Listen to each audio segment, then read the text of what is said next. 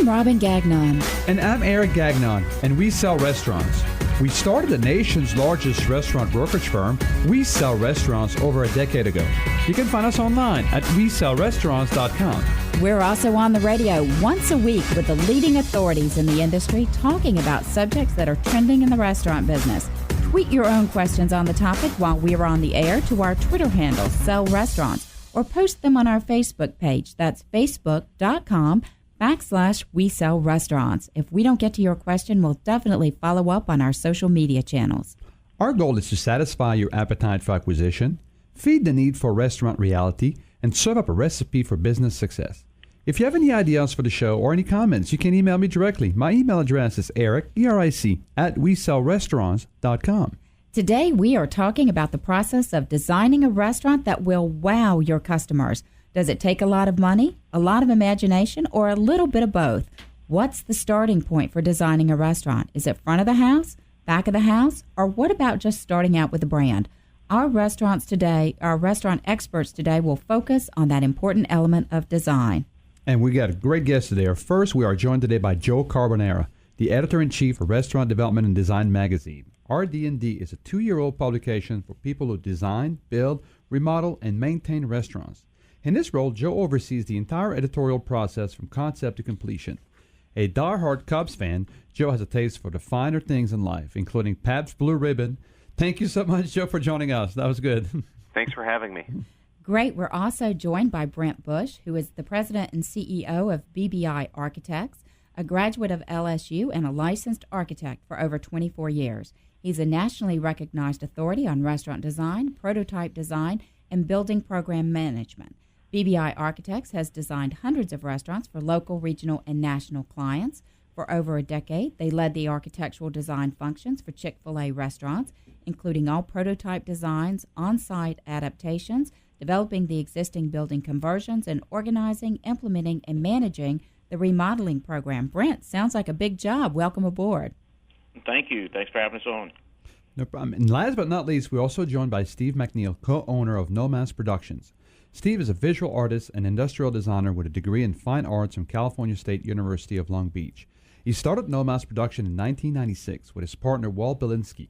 He has been involved in more than 100 different restaurant decor concepts. His projects include the design of custom lighting, furniture, bar, and accent pieces. Steve, it's a pleasure to have you on the show today. Thanks, Eric. Pleasure to be here. Thank you. Okay, so let's kick this off because we have such a great panel. We want to get all three of you to weigh in on this first question. And you know what, Joe, I'll start with you. Tell us, in your mind, what are a few keys to successful restaurant design? Well, I think you have to start by understanding your menu, the service style, and other key factors that are going to contribute to your brand. You know, a restaurant's brand is the overall experience that the customers have, you know, when they enter the space. And once you have that established, a lot of the other components of design kind of start falling into place. I think another key thing is to work collaboratively with professional kitchen designers. A lot of people get involved in the restaurant business because they have a passion for the center of the plate, or they have a desire to serve and work in that respect. But you know, designing restaurants and designing kitchens and the whole bit it's pretty tricky. It's as much of an art as it is a skill. So you need people, you know, like Brant and Steve to help you with that. And then you have to embrace, I think, the concept of form and function. You know, it has to look right. It has to, when you design it, it has to match the service style and the food you're looking with. So you can't make a fast casual thing look too much like fine dining or too much like a QSR. You kind of need to hit the mark, and you have to be able to. It has to function efficiently. You have to be able to get product in from the back door all the way through out to the table, and manage customers' expectations accordingly. So there's no real shortcuts, I think, that you have to do, and that you have to work the whole process and work collaboratively with as many people as possible. Steve, your thoughts on the same subject? I'm right there with Joe. And one of the things that we usually do is come in after all of the functionality's been planned out and try to make the guests not even think about it. One of the most important things, like Joe said, is make the house function and make everything streamlined. But what I normally do is work with the architect or work with the restaurateur with their concept. And what I want to do is create a wow. So when your guest walks in the door, whether it's, you know, a faster food concept or if it's fine dining, I want an impression of the brand in the person's mind from the minute they walk into the front door. And then everything that follows behind that just reinforces with the menu, with the bar, right down to the restrooms, that the place is quality and it's believable and the concept is solid. Oh, so that brand integrity. So, Brent, why don't you weigh in as well? Because you would actually sometimes just start with the blank slate and design from the ground up, right?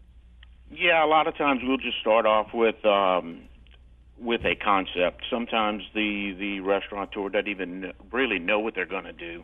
But you have to start off with the brand. I agree with everyone else. The brand is the very basis of everything. And we're trying to create a customer experience based on that brand. Now, the customer experience starts from driving down the street to what you see when you're driving down the street that's going to attract you to go to that restaurant. We like to say in the office that we create the flower that attracts the bees.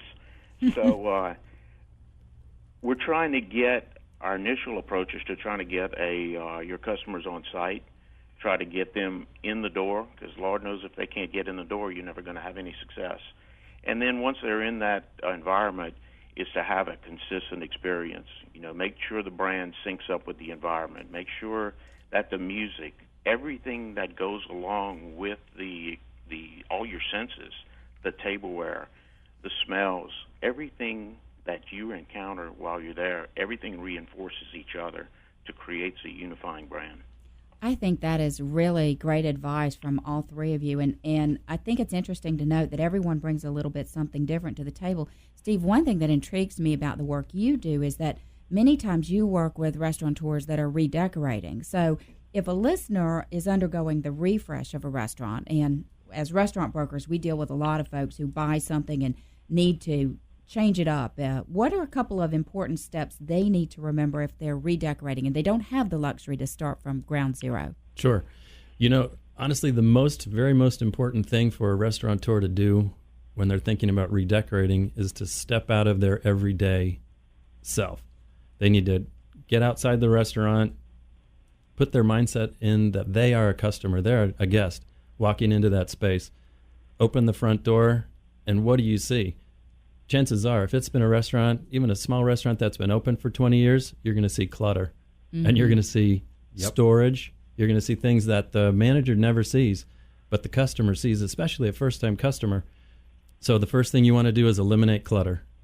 You've most likely become accustomed to storing things out in the open. We got to get rid of that. Every spot in that restaurant, every place where there's a potential for a dollar earning seat needs to be revitalized. And then when you take a look at it, the restaurant from your customer's point of view, you got to think about your regulars. You've built a clientele of people that believe in you. They feel that that's one of their places. A lot of times, if you're good, you'll have people that actually have ownership in your restaurant. They'll bring people, they'll bring their family, but they get tired of seeing what they see also, and they go to other concepts. So they're constantly seeing what's new, and they're constantly comparing you to what else is out there for them to spend their dollar. So you need to look from their point of view and take the points in the restaurant where you can adaptively reuse something you may have had. Sometimes just moving something to a new location gives it new life. But also put your dollars where they count and pick 5 points in the restaurant that customer sees and spend your money wisely on those small areas. That's great advice. That's great advice, and I'm sure some of our listeners that are owning restaurants probably have a heart attack here when you told them to step outside the box, because that's something very hard to do for most guys who have been in business a long time. That's very hard to do, but very important. Absolutely. Joe, do you agree with Steve has said, some sort of a big picture from your side? Yeah, absolutely. I do think that's really important. You need to take a step back, because if you're running your own restaurant, you're really close to it, and there's a lot of people with that great entrepreneurial spirit that get involved. So you get passionate, you get close to it. But looking at it, I think, from your customer's perspective, I think is key.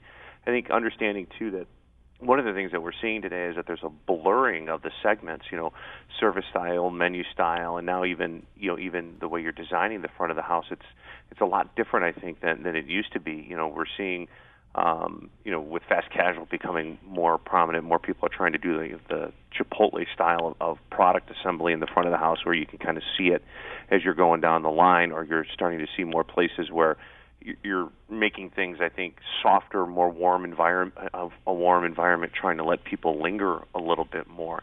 And you have to, it's easy to kind of become a lemming and follow everybody around. You have to understand how that relates to your brand and incorporate what's really going to help generate that repeat business, or help get your customers to take an ownership stake, like Steve said. I thought that was very well put, and make sure that it supports, I think, what you're trying to accomplish. So, Brent, you've been in the business for a while, and you've worked in some of the fast food industry. So do you agree that we're starting to see some of these blurring of the segments, and how do you help a restaurateur stand out in a very cluttered field? Well, the segments are definitely blurring. I have a couple of clients on the books today that really they're QSRs, but they're kind of leaning towards the fast casual. They're trying to attract a different customer than their traditional fast casual customer, or fast QSR customer. So they're trying to get into different market segments. They're trying to attract a different customer base, to expand their customer base. Going back to what we were talking about a little bit about refreshing, I think a large part of refreshing a restaurant comes to do with your initial selections. You can spend a lot of time and money completely remodeling a restaurant, but if you're smart at the very beginning, if you kind of pick some basic elements that you don't have to change every time you want to refresh. It's easy to change paint color. It's not so easy to change the floor. Oh, yeah. And if you're going to have a multi-unit concept, it's really important that you have a consistent palette across these concepts. If you look at having to refresh, dealing with Chick-fil-A, we looked at setting up a program to refresh 150 stores. And we had different floor tile, we had different ceilings, everything was different initially because, like most concepts, it evolved from one or two stores into thousands of units now. But one thing we had to do is to go back on the building prototypes and to do consistent finishes so that when it came time to change everything, you could change it efficiently and effectively, and you don't have to have a restaurant shut down for months because you're waiting for some product to come in or some specialty item that you can't get readily off the shelf or you hadn't planned for. Yeah, because that is absolutely a recipe for a financial disaster, and I think Eric wants to change gears from that perspective. Joe, I want to ask you a quick question. You guys look at the big picture pretty much on a national level and everything, and we just, the downturn in the economy did impact, build out of restaurants. We're seeing real estate being on the rise as well as far as cost per square foot. So how has that have impacted the designs and the refurbishing and new development in the restaurant business? Yeah, it's had a few impacts in terms of the way people are going to market with their restaurants today. I think during the downturn, chains spent a lot of time refining prototypes to become more efficient. They really didn't have a lot of money to grow. Specifically, the publicly traded companies.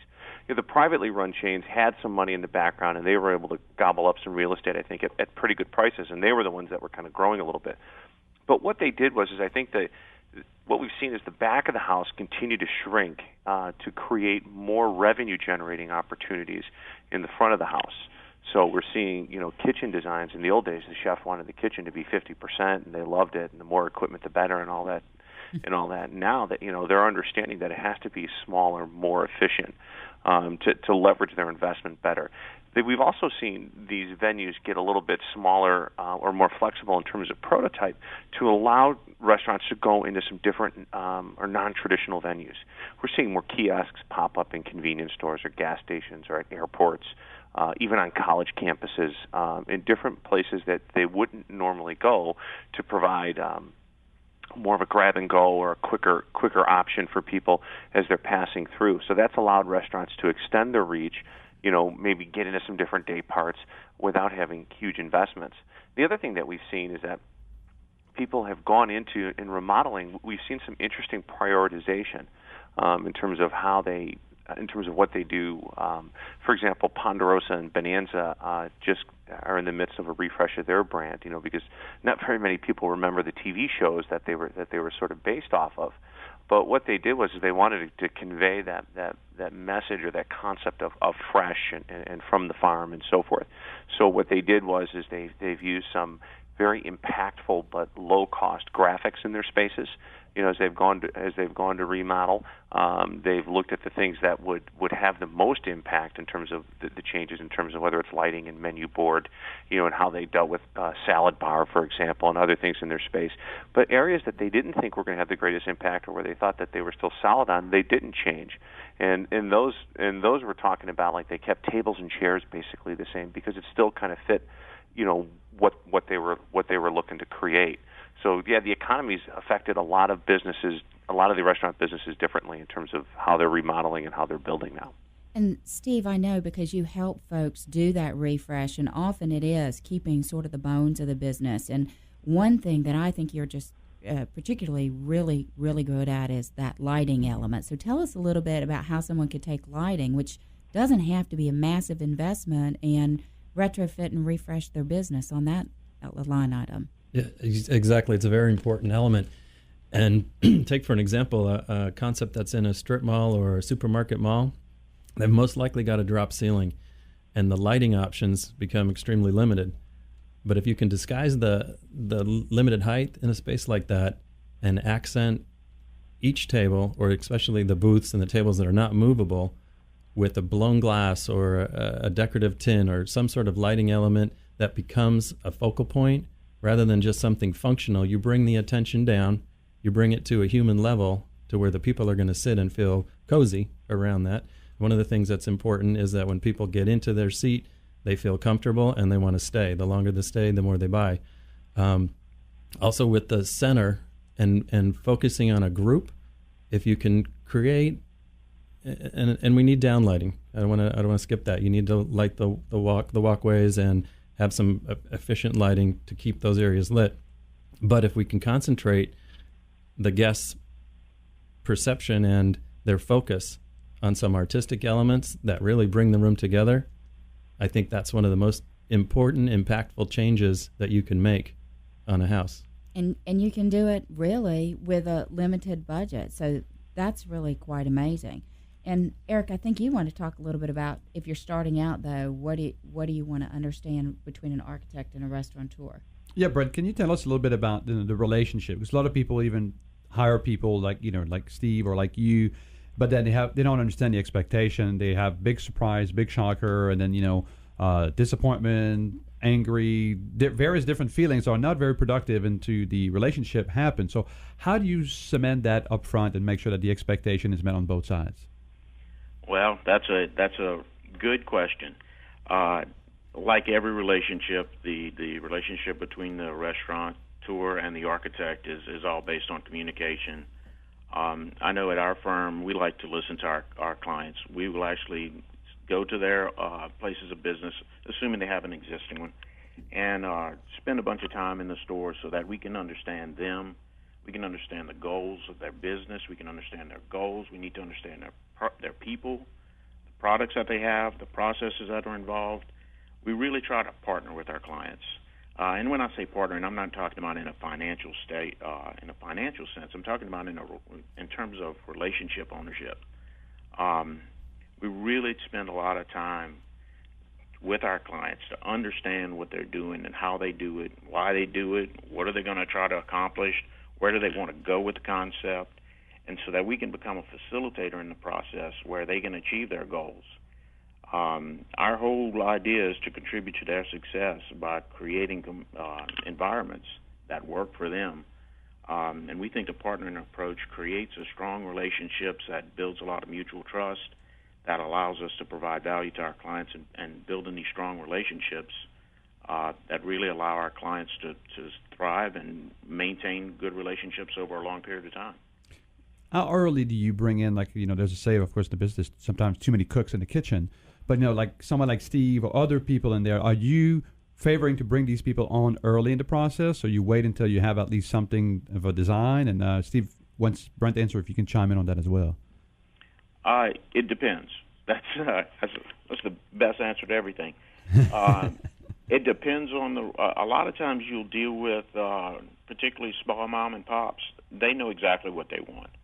So I will go to the kitchen designer to first of all make sure that what they think is going to work is actually going to work, and help me select the proper appliances and whatnot. But on a typical job, if we're designing a themed restaurant, for example, or a large, fast, fine dining establishment, we're going to bring those guys in at the very beginning of the process and try to get them to spend as much time with those clients as we do, so that they can thoroughly be immersed in their business and really understand what they're trying to do, so we can all pull in the same direction. Is that your preference? I totally agree. And one of the things, especially when the concept is higher end, and a lot of times we'll create pieces specifically for that. For an example, the Cinco chain here in Atlanta, we created a 12-foot carved out of stone pakal head that's out at the curb. That had to be thought out, had to work directly with the architects months and months before they needed that piece. And I think that planning, especially, like you said, in a themed restaurant, planning ahead of time so that those pieces can be done in a timely manner and not come in at the last minute and cause problems with an install is very important, and it really is important to the cost. And Joe, for you, as your magazine comes out, Development Design, I think that folks are attracted to articles and what they see written in photographs. They need to do some just sort of shopping visually to see what's out there, what's trending, before they even start to engage the services of either an architect or a designer on the back end, correct? Yeah, I think you have to have an idea of what you want to be when you grow up, and I think it's okay to look over the fence into somebody else's backyard to see some other things that you want. Because I think a lot of times the biggest mistake you can make is waiting till the 12th hour to make a decision on a real distinctive art piece, like Steve was just talking about. It all kind of blends together. I think the best designs are cohesive from half a mile away all the way through out to the back door. So absolutely. I think that you don't want to take any shortcuts on any of those aspects, and do as much homework as you can. Ask for as much opinion as you can. These guys are great. Joe, let me have you hold that thought for just a moment, because I want to come back to this concept. I think it's incredibly important. We are talking today to folks from Restaurant Development Design, architects, and Steve McNeil from No Mas Hacienda and Cantina. This is Eric and Robin Gagnon.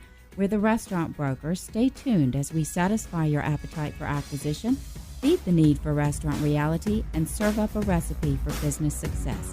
We'll be back right after the break.